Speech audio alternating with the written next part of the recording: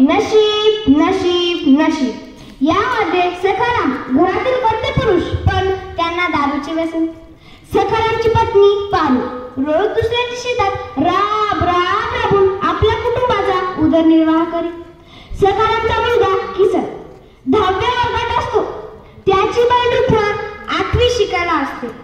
भर उन्हाळ्याचे दिवस दुपारशी रखरखते.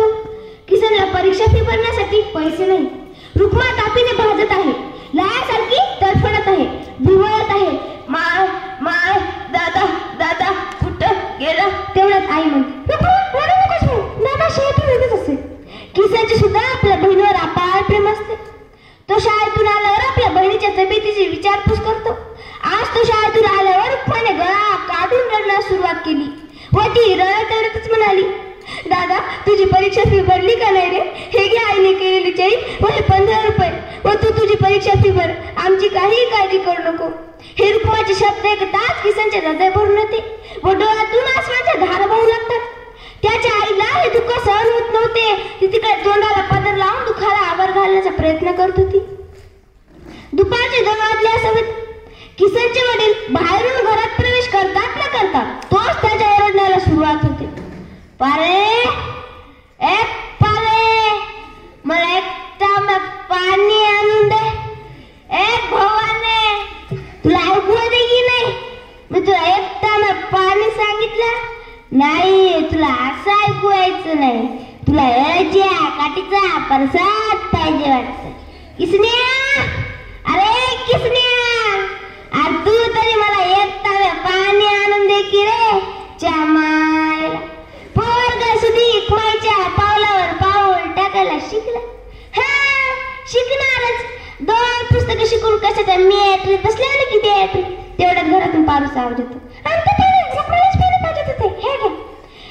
भगवान त्या रुक्मिणीला जरा उशिरा पाणी पाजलं असतं तर ती मरणार आहे की काय. हा मेली ते काय सांगता. एकुलती एक आणि तू मेल्यावर ते लढायला तुला वार घालायला कोण आहे याची काळजी वाटत असेल तुला. 5-5 तिलाच पाणी पाज.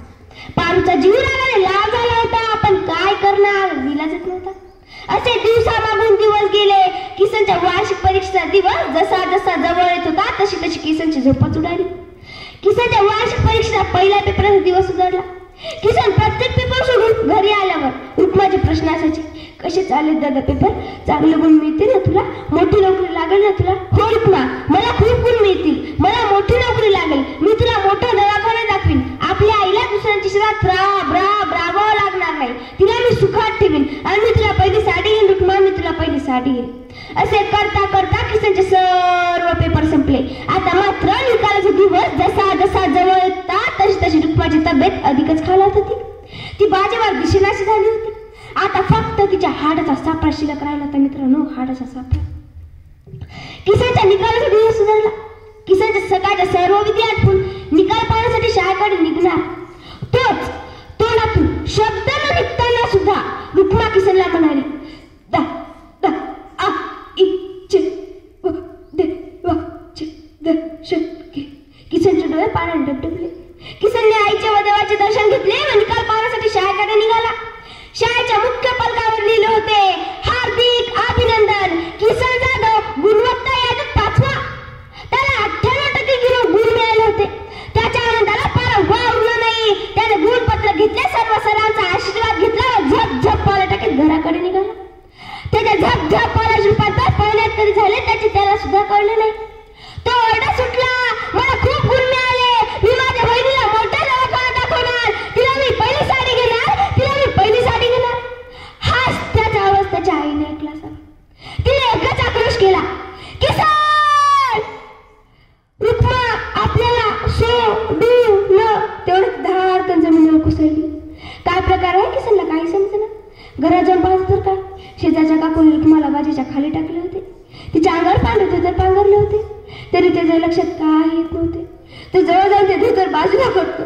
नाही रुक्मा नाही, तू मला सोडून जाऊ शकत नाही रुक्मा. मी तुला मोठ्या दवाखाना दाखवणार होतो रुक्मा. मी तुला पहिली साडी घेणार होतो रुक्मा. हे काय केलं देवा, हे काय केलं. तेवढं त्याचे लक्ष त्याच्या आईकडे जाते. तो तिला उठवण्यासाठी जाते तर काय, तिचे सुद्धा हातपाय थंडगार पडले होते. ती कशी बशी उठली, पण या सर्व दुःखामुळे ती कायमची मुकी झाली होती. मित्रांनो, ती कायमची मुकी झाली होती. कधी नाही तू किसनच्या घरात आज आनंदाचा दिवस उजाडला होता, पण तू सुद्धा देवाने आनंदात मावळू दिला नाही.